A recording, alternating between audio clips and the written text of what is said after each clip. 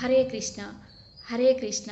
ద్రుపద మహారాజు దగ్గరకు వచ్చి ధర్మరాజు అడుగుతాడు, ద్రుపద మహారాజా, నీ కూతురైన ద్రౌపదిని మా ఐదుగురికి ఇచ్చి పెళ్లి చేయమని అడుగుతాడు. ద్రుపద మహారాజు అడుగుతాడు, ఎక్కడైనా ఉన్నదా ఇలాంటి వింత? ఐదుగురికి ఇచ్చి ఎవరైనా పెళ్లి చేస్తారా? నాకు ఇష్టం లేదని చెప్తాడు. ధర్మరాజుకి చెప్తాడు. అప్పుడు అక్కడికి వ్యాస మహర్షి వస్తాడు. వ్యాస మహర్షి వచ్చాడంటే అక్కడ ఏదో ఒక వింత జరుగుతుంది. వ్యాస మహర్షి, ద్రుపద మహారాజా, నీవు ఐదుగురికి ఇచ్చి నీ కూతుర్ని పెళ్లి చెయ్యి.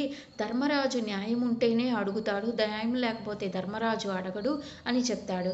వ్యాస మహర్షి చెప్పినా కానీ ద్రుపద మహారాజు దానికి ఇష్టం లేదు. ఐదుగురికి ఇచ్చి పెళ్లి చేయడం నాకు ఇష్టం లేదు వ్యాస మహర్షి అని చెప్తాడు. అలా కాదు నాయన, ద్రౌపది ఎవరనుకుంటున్నావు? నువ్వు పెంచుకున్న కూతురు ఎవరనుకుంటున్నావు?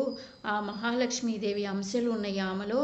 ఆమె ఐదు యుగాలకి ఐదుగురు ఇంద్రులు ఉంటారు. ఒక్కో యుగానికి ఒక్కొక్క ఇంద్రుడు ఉంటాడు. ఆ ఇంద్రుడి భార్య సచీదేవి.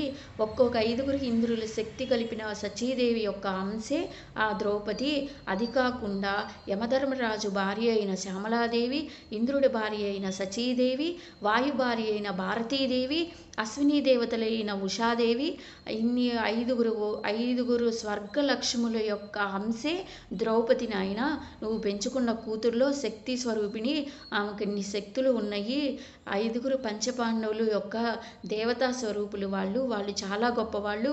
అలాంటి వాళ్ళకి ఇచ్చి నీ కూతుర్ని పెళ్లి చేయటం చాలా అదృష్టము అని చెప్తాడు వ్యాస మహర్షి.